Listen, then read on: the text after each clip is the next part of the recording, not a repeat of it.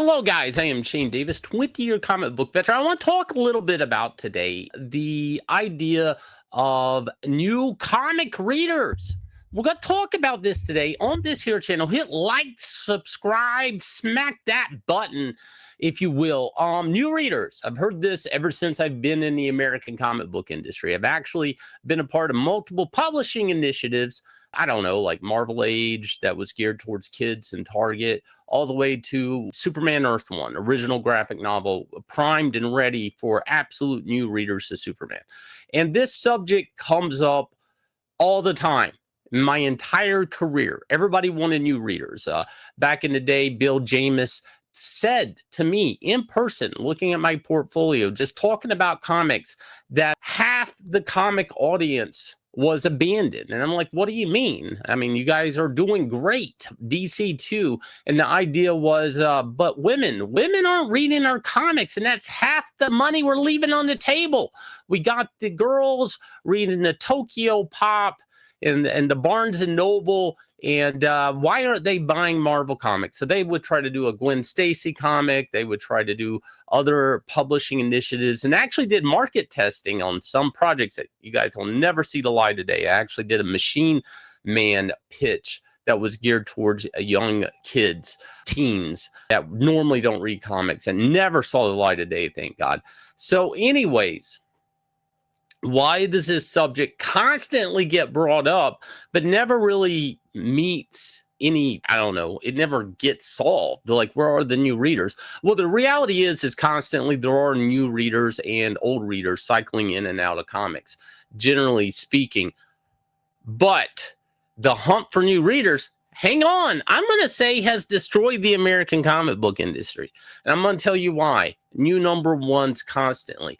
When you're looking for a new reader, what happens? You go out here, in this case here, example, Ultimate's relaunch, Absolute. Now, I'm not saying these things shouldn't happen, but the fact that publishers are still looking for new readers after they've just done a big initiative and reboot and publishing branch specifically geared for them, the reality is that they're just going to do it again, and they're going to do it again, and they'll catch maybe new readers sometimes. But reading some of these analysis, they're actually talking about, yeah, this is proving that the manga readers are flipping over. And I don't think that's actually the case. I was actually trying to give some credit to this article at Bleeding Cool, but then they linked to some other data, and I'm looking at it, talking about Batman #2 and Absolute Evil top the Bleeding Cool weekly bestsellers list. We're going now, this is not exactly like ICV2 numbers or anything like that. They're trying to take, I think, Comic Hub or something and compile the data. Now you're going to see the ratio here is 100. Generally speaking, the idea is that Batman is selling 100,000 copies. So I might be wrong on what this data is trying to say, but it kind of goes back to the old ICV2 numbers that we could kind of trust on. So Batman #2 sells 100, right? We don't know if it really sold 100,000. Just bear with me. Absolute Evil #1, again, #1, 86,000. Now, here's the real problem with the new readers in the American comic book industry. Absolute Superman, there's almost from 1 to 3, a 49% drop, a 48.3% drop exactly. That is not sustainable. It's not. Now, you're going to say, well, yeah, but Shane, it all kind of lands here in the 50s and 40s for a while. Not even onto the top 10. At the bottom of the top 10, they're getting down to 33. Now, I'm not going to say this is an exact 100,000 copies, but I don't think Batman #2 is selling 200,000 copies. So I'm actually afraid that Batman #2 could actually be selling 100,000 copies. If it's lucky, it's selling 100,000 copies to, I don't know, like 80,000 copies. I mean, the reason I say that is one had a big blind bag publishing bump that pushed it. I was looking over here at Jimmy Palmiotti's tweet he put up, and a lot of people were actually pushing back, and I'm starting to notice these comments in my videos, and I'm starting to see this go around on Twitter. Jimmy goes in here, he goes, a retailer said to me today, I'm not convinced people are even reading these books. They are buying them for the covers, and this hurts my heart. What do you think? And then a lot of people go in here and they're like saying that's not true in general, and they're arguing back with him. How could he possibly know that? He talks to buyers like all retailers do and stuff like that.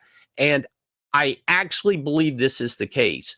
And I understand a lot of people are going to go, no, Absolute Batman's great. DC's doing better than ever. You just want it to fail. That's not true. I actually want comics to thrive. Why? Because I'm selling comics too. Go over here, back Annatomic. Welcome to the arena. We have a glitch with Indiegogo, but we're about $140,000 on this campaign. So please go check it out. We're getting ready to go to print with this. But going back to what Jimmy's saying over here, I'm actually seeing, and this has been a new trend for DC Comics, to do things like this. DC wants shops to order Night Fight half of Absolute Batman. If you order at least half of what you order of Absolute Batman number 10, right? Once you meet half those orders for Night Fight, which is this DC KO big event Batman book, you can get bundles of the books for $1 each. Now, I want you to realize something. If a normal book now, let's say it costs $4, maybe $5.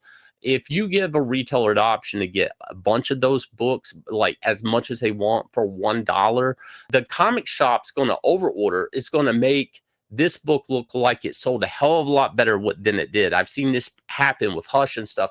What the comic shop's going to do for $1 a book, that's like free comic book day books right there. For that price, they're going to start slipping them into the pull bags. They're not going to tell people it's in there for free, or they will. And they're just going to give the guys who have pull lists that they're going to lose $1, hoping that they'll buy number 2, number 3, and whatever. And plus, by the time the retailer's already given away the number 1 for $1, he's finalizing his orders on 3. So now he's playing a guessing game.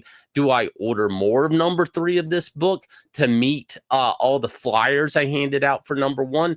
And this is something DC Comics has been doing. And I'm kind of critical, but I'm actually applauding them, because they're actually giving books away to retailers at pretty much $1 to try to spike readership. And that's great if these things were ending up in AMC theater when there's a new Superman movie. See, the problem I feel right now is getting people to go to a comic book shop. And actually in the article, they refer to part of the problem is they act like the readership is spiking so much with new fans that the problem is retailers don't have the product to sell them. And I'm like, I'm not really getting that vibe. I'm really not. It kind of sounds like BS. It sounds like, oh, the readership's there, but they just don't have a book to buy. And it's like, that makes little to zero sense.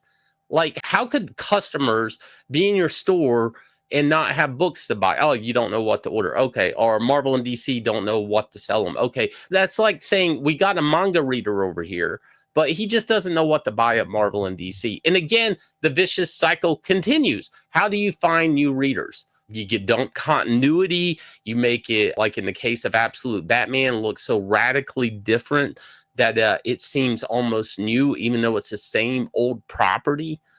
I don't know. See, the thing is every time when the American comic book industry talks about manga, I don't think they actually understand manga. I don't think they understand that part of the charm to manga and part of the fandom of manga is they're not hanging on to a property. That very few properties outside of Dragon Ball Z and say One Piece are going on that long. It's always a new concept, a new character. And here's the American comic book industry rolling out new versions of Superman, Batman, Wonder Woman, Spider-Man, Wolverine, and Black Panther. If it's new, it looks old. It doesn't look that new. And this is the problem I still don't feel any publisher knows how to deal with. I really mean that.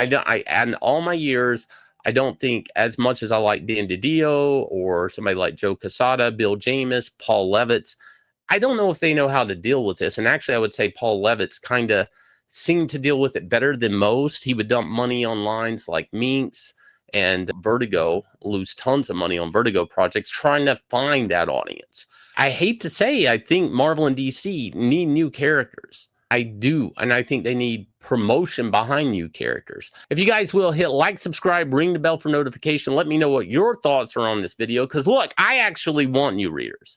I don't think new readers are coming along with political agendas. I don't know if new readers are coming around with the same old characters. That's where I stand today. I'm curious your thoughts. Hit that like, subscribe button. Let me know what you think about that. And go check out Annatomic while it's still up. And I'll leave you with this trailer for this smash hit comic.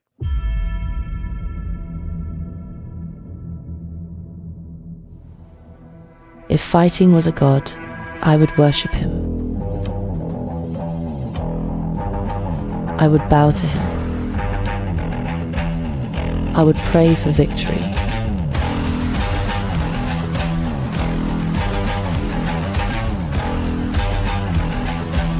For he only grants opportunities.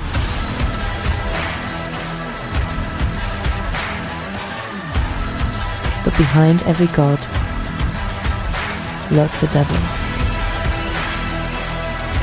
And the devil wants me to take a dive. My name is Annatomic.